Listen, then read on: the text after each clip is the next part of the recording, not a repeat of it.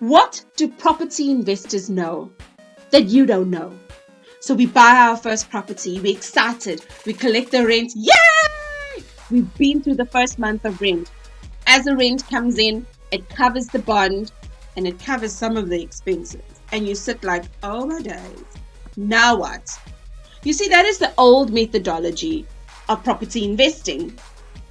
And the old methodology of property investing is that we need to supplement for X amount of years because the rent will go up. And as the rent goes up, it's going to cover more of our expenses. So in today's video, we're going to be unpacking what property investors know that you don't know. And there's two specific points that we are going to unpack today so that we can grow your business and make sure that you are on the pulse of property investing. My name is Newbies Jack. Welcome to my channel. And just before we get into these 2 points, I want to share a very quick story with you. So in October 2019, I had gone through a 1-month course. Every day we got an actionable item to do, and all it did, it just built on the foundation of different principles. We needed to take our business ways and put it in a certain framework so that we are able to articulate to our future customers what it is that we offer, why we offer, and which authority we offer it on. Now, prior to October 2019, I'd been in numerous online classes, I'd been in numerous courses face-to-face, but nothing like the one that I experienced in October 2019. I'll drop the link in the description below, and in there, it really just helped me shape my message to the world. But what I took further was, I constantly went back to the drawing board. Am I doing it right? I was double checking and closing the gap between the information I initially learned and the stuff that I was finding on the ground and tweaking and reapplying. And this is what many of us have done in property investing. We've neglected to close that gap. And in today's video, as we unpack these 2 things, I believe that property investors know that you don't know. I believe this will help turn your business around. So point number 1, when a property investor purchases a property, what they do is a measure of calculations, and I am confident you do too. And if you do that, drop in the comments below, I do the numbers. All right? And when you do the numbers, you are now able to see that the rental income will cover the financing cost, which is the bond, or however they've got the money to buy this property, right? And the second component they make sure is that all the expenses for that property is covered. Expenses such as electricity and water, rates and taxes, levies, you get the picture, right? So when the rental income comes in, you cover the bond and you cover these expenses and you get this cash flow that is left over. Now, the first type of investor has not even been introduced to this cash flow from the very first month of rentals. What they had been doing for many years, just as I did, supplementing.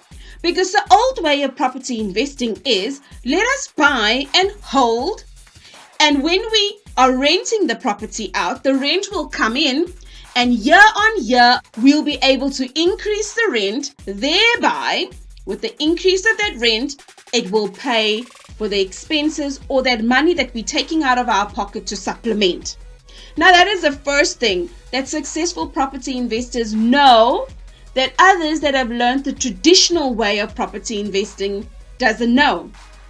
That your rental income must cover your financing costs and expenditure for that property to give you a cash flow.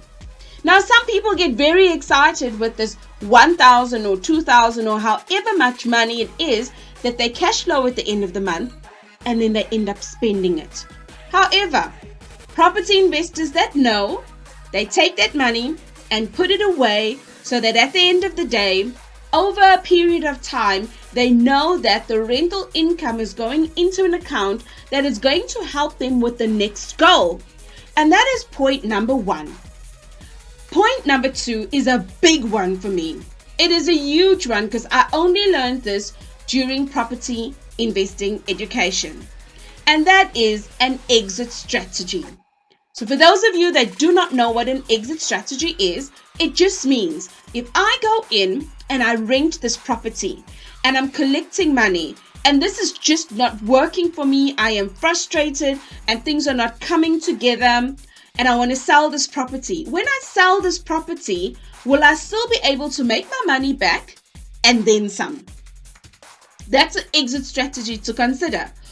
Or what if you bought this property, it's yielding and it's bringing in what you need, and then you get involved in a bigger property venture, and now you want to sell this one quick so that you can open up some capital to get into something bigger and better.